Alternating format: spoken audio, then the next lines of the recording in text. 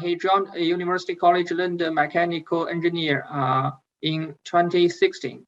Dr. Hager Wurdemann has published over 63 peer-reviewed papers in journals and at the International Premium Conference in Robotics, and is co-eye on European project STIFLOP and Forbix3.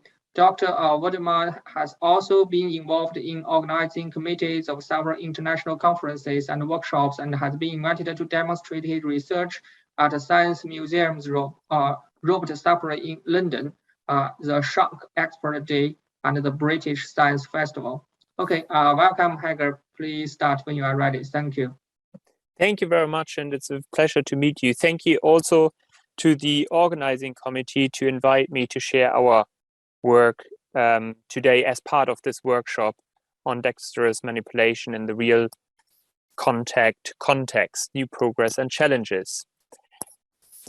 So I'm Associate Professor of Robotics at Mechanical Engineering at University College London, and my lab is focusing mainly on how to merge the field of soft robotics with haptics. And there we concentrate on different fields, including developing interfaces, so haptic devices. On the other side, allowing sensing, so measuring physical interaction with the environment. And that is focused there, healthcare engineering, and developing soft robotics that have the ability to change their stiffness on demand on a wide range of stiffness values, in fact, and who have listened to other talks that I've been giving.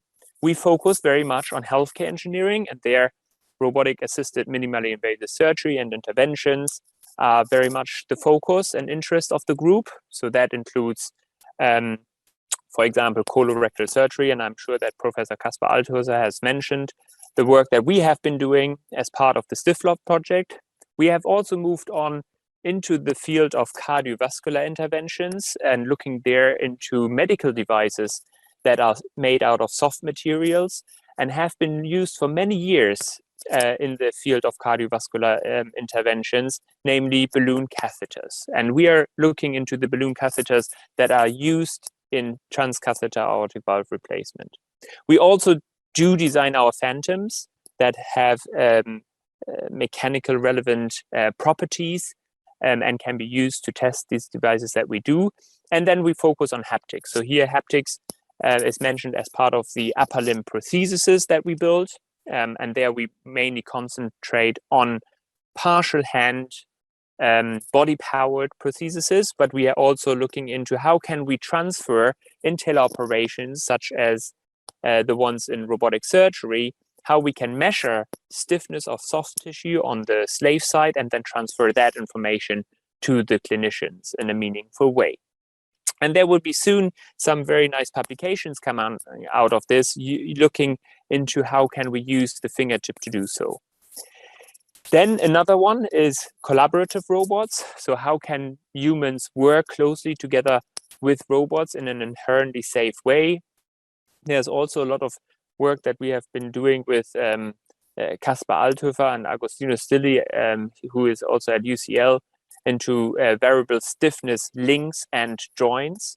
And then if you're looking into another workshop later on, the Robotech 2021, we are looking into how we can use haptic seats to communicate with the driver when it comes to autonomy level changes. But today, I very much want to focus on our recent work as part of this workshop, namely on the one side, on caging-inspired grippers, and that's the focus is on grocery picking. That is latest work done by a PhD student. I joined the supervised with Dimitrios at UCL, computer science. On the other side, we have the gripper that has an active rolling surface, and that is for physical human-robot interaction with Jesus from the University of Malaga. So let's have a look at one of these applications. So you probably are well aware of bin picking. Many objects are cluttered inside a box. They have different shapes. They have different surfaces. They are oriented differently, randomly inside a box. And so Amazon, over 3 years, I believe, from 2015 and 2000 to 2017, organized this Amazon challenge, where researchers have been asked, and probably also industry, to do this bin picking pass and sorting. And you can see here one of the latest, actually, overall winner, who developed this part, this gripper, that is made out of a suction device on the left-hand side and a pinch gripper on the right-hand side. So the gripper is then using either of these end effectors to grasp the objects, as you can see here. Of course, the overall success rate is not only dependent on this gripper that they have been using here, but rather than on a whole holistic system that they have developed, using image processing to detect the objects in the bin, identifying the best surfaces where to grasp on, and then also, of course, use the grasper or this parallel plate or the suction device to then pick it. Another example that is coming out of this Amazon challenge is this device that is very similar, in fact. So it has also a pinch gripper and at the same time a suction device in parallel. And this made the first place in the stow task, in fact. So these are very similar grippers that were extremely successful in the Amazon challenge. So when we look now into industry, what has come out of industry in terms of innovative grippers, then one thing that comes to maybe our eyes is the work by right-hand robotics. So right-hand robotics have created this hybrid gripper, and then you can see how it in fact works here. So it has a suction device that emerges from the center of the gripper.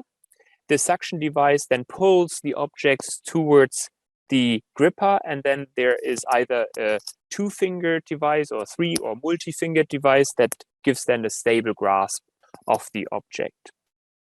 A very similar device has actually been proposed by Kindred, the auto grasp. It is working in a very similar way, as you can see here. So it has, again, a suction device. The suction device is not pulling in the object really into the center of the gripper, but it in fact does first grabs the object with the suction device in the center and then secures it using the pinch, the 2-fingered grasp. I have come across, and I know that, of course, when it comes to picking and placing delicate objects such as grocery, there's hardly a device that is very successful. So when we talk about grocery such as vegetables that have not a smooth, soft surface, but or may be packaged in a way that the packaging can be damaged, or they are in fact embedded in a net that is difficult to pick up and place. Or in fact, when we talk about groceries that are easily to bruise. So what is happening when we want to pick up these and handle these grocery objects?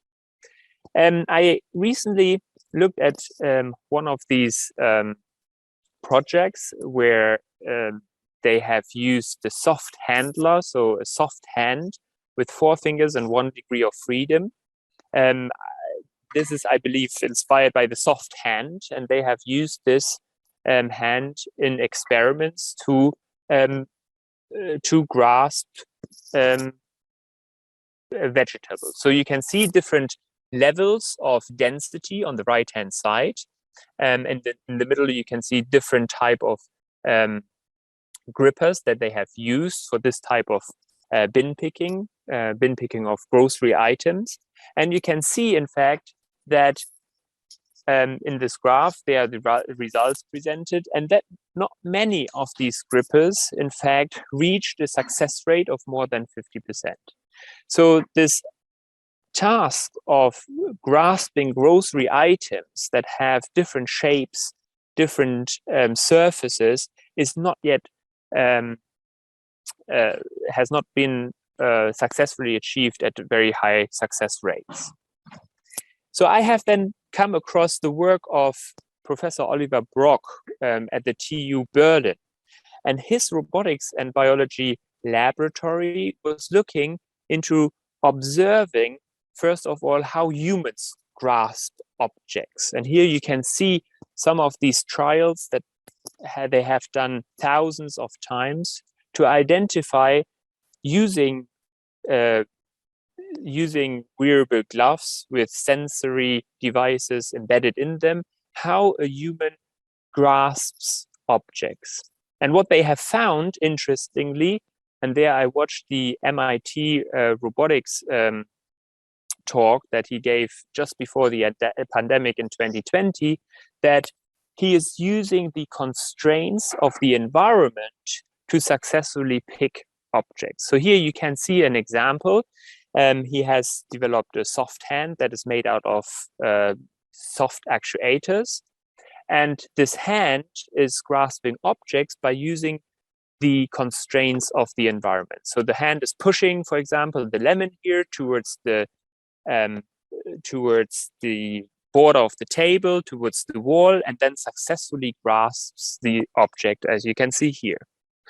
These environmental constraints do not need to be environmental constraints itself, but they can be, in fact, artificial, if you want, constraints, such as constraints that are generated essentially by the gripper or by the end effector or the hand itself. So you can see here how a spherical item is rotated within the hand. And this manipulation is only possible by giving constraints within the hand. So you can see here on the left-hand side how the spherical item is constrained, and the other actuator is then rotating the item. And once this environmental constraint is lost, as you can see here, the entire task is becomes unsuccessful. So we have used this environmental constraints in a way to design a gripper with 3 fingers and a movable palm in the center, as you can see here on the right-hand side. So this work has been done by Luke Bedov, and he is presenting his results later on at IROS 2021. So this device has 3 flexible fingers, and each of the fingers has 2 degrees of freedom. And inside is a movable palm that will help to secure the object that wants to be, or that the end user wants to grasp, in fact. So here you can see a small video of the rather large scale prototype that Luke has developed. So here you have actuation number 1 by motor number 1 that leans the fingers or tilts the fingers with the second actuator, and then we have an extended a movable palm in the center, as you can see in this video just about here. And of course, this palm can be used, you can design any type of palm to help you grasp objects. We have just looked into this movable palm that has like a spherical, cylindrical, circular surface. But of course, you can design any type of movable palm there. So in one experiment, and I don't know why my slides are moving themselves today, but in the first experiments, we looked at different objects that we can grasp. For example, this box-like objects. And then we have exerted forces from 2 different directions in order to identify how stable the grasp will be. So here's a small demonstration. Luke is grasping the objects, the object here. He secures the object. using this constraint of the movable palm, and then he understands how stable, how in different direction the grasp is. And when you then look at the results, you can see them in this table, we can understand how stable these grasps are. So for instance, for the spherical joint, you see here these 6 different experiments. The lighter the blue color here is, the more successful the test results are. So the darker the blue color, the more unsuccessful these results are. So we have, for example, on the left-hand side, different object shapes, and on the right-hand side, we can see for each column different sizes of these objects: small, medium, and large. And then we have one row that is showing if the object can be successfully grasped. Then we have a row if the grasp can resist force in X and in Y direction, and this is done for a normal grasp, and then with the grasp where we added additional weight to the object. So what you can understand first is that you can see that when we added additional weight for the sphere or the cylindrical cylinder, then we understand that once we have added additional weight, that the grasp is hardly resisting any disturbances in X and in Y direction. And this is simply due to the fact that we are using here fingers that are extremely flexible and cannot secure perfectly the object within the grasp. But we can also see that once we are trying to grasp small objects, what is happening is that these grasps can hardly resist also any disturbances in X and Y direction. In addition, if we then add some additional weight, that this becomes even more unsuccessful. But we can also see that for the other grasps, our device is performing pretty successfully. Of course, we did another experiment to identify now how our device can in fact grasp different type of objects, grocery objects that are packaged in a different way, in different shapes, with different surfaces. And we can actually understand that for many of these objects, it can grasp grocery items very successfully. However, when it comes to, for example, the tomato jar or the milk carton, it really depends that our fingers that are bent at the tip can move underneath the objects to have this caging effect and can actually then successfully grasp the object. And this is very true for example, tinned items that are also quite heavy and so on. So the next steps are very much to work on the workspace. That means also to redefine the size and the weight of the entire object, look into a variety of caging mechanisms there, and also improve the friction surface of the fingers. At the moment, Luke is working also on the sensing, so building in strain gauges to the fingers to identify the bending of these fingers, and then use different type of cameras to identify the pose and then grasp objects successfully. The second work that I want to talk about is the work that I have been doing with Jesus from the University of Malaga, where we have developed this gripper with an active rolling surface. And in fact, I have to mention here that we only built one finger, and this finger can be then arranged into different topologies as part of a gripper, for instance. So let me go into the mechanical design shortly here. So we have a under-actuated finger that is made out of these spherical joints and tendons feeding through this. And these are actuated by a servo motor. So by pulling the the tendons in one direction or the other, you can either achieve a bending or a straight finger. The outer surface of these spherical joints are made up with a combination of universal joint unions and spherical friction bearings. And on top of these, there is rolling surface rings mounted.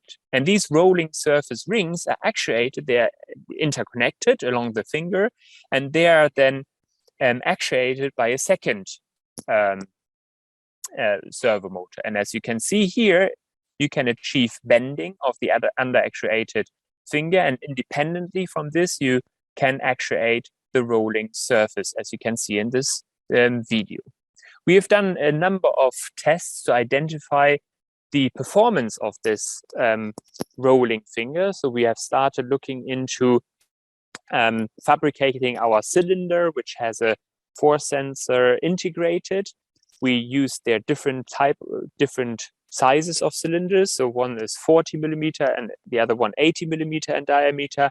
And then we wanted to understand how the grasping forces are applying a 1 Newton meter actuation torque to the bending to the bending or behavior of the manipulator. And you can see here in the graphs on the left-hand side the horizontal force, and on the right-hand side the vertical force that bending finger can actually exert to an object when actuated by 1 Newton meter torque. And what you can see, of course, here is that if we are using a smaller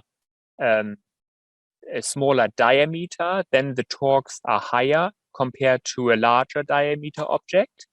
And the other thing that we can observe here too is that we can achieve actually 2 times more forces onto an object if we are having a smaller diameter cylinder. As a next series of experiments, we have looked into the longitudinal forces that one finger can apply to a cylinder that has 40 or 60 millimeters, so different diameter values here. So on the left-hand side, you can see the results of 40 millimeter, on the right-hand side, 6 millimeter. And the linear curve is the torque that is applied to the bending. And the linear graph is the torque that is applied to the rotating surface, to the rolling surface. And then we have applied 3 different torques to the grasping bending under-actuated finger. And so we have looked into 0.33 Newton meter up to 1 Newton meter. So these are displayed in different colors there. And then we have measured, in fact, the force in the direction of the rolling surface. So let's say in the Z direction. And you can see here how we have an increasing oscillating force that we are measuring. And that's, of course, due to the fact that we have here a non-homokinetic motion of the rolling surface that can be observed. What we can also observe here, and this is mainly this light blue curve on the left-hand side, is that at one point we do not have an increase in this force that we measure, but the oscillating force measurement is actually stopping and decreasing. And this is to the fact that because of the design parameters that we chose in terms of size of our finger, the 40 millimeter diameter object is smaller than the threshold of what the finger can grasp when it's bending around an object. So now we have done, this can be used to pass through, for instance, to grasp and pass through cylindrical objects. For example, this foam object, I think this is insulation material, but we can also use this manipulator, of course, to do in-hand manipulation of spherical, cylindrical objects, as you can see here. But, and that's what our intention is, we plan to use this for physical human-robot interaction in future and mount this onto service robots that can have then give support, for instance, to elderly people. And with this, I would like to close my talk. I would like to thank my team that is behind all of this research, in particular Luke, who is doing a PhD in collaboration with Demetrius from UCL Mechanical Computer Science, and also my collaborator Jesus from the University of Malaga. And I thank the organizer for inviting me to share our research. Thank you very much.